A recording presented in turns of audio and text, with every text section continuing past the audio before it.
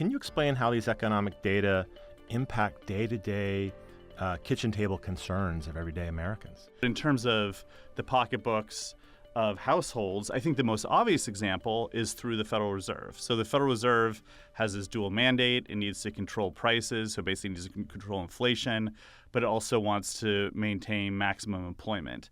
And so the extent to which jobs are plentiful and the extent to which inflation is under control really is a reflection of how well the Fed is doing its job.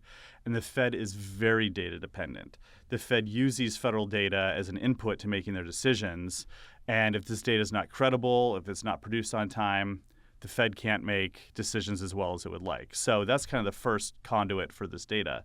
But then in even more direct ways, many of the finances for U.S. households depend directly on these data. Let me give you a few examples. So the tax code. The tax code has all these parameters which are indexed to inflation, so usually to CPI, the Consumer Price Index.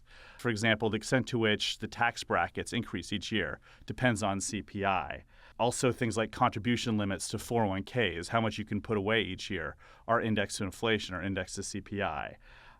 For people who are Social Security beneficiaries, that's indexed to one measure of inflation called the CPI-W, which is the CPI for wage earners in urban areas.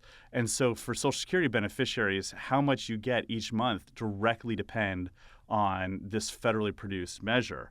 Other things, too, like people who invest in Treasury inflation-protected securities, or TIPS, that amount is directly determined by CPI. So you have all of these different measures of inflation or how the Federal Reserve uses data directly flow into household finances.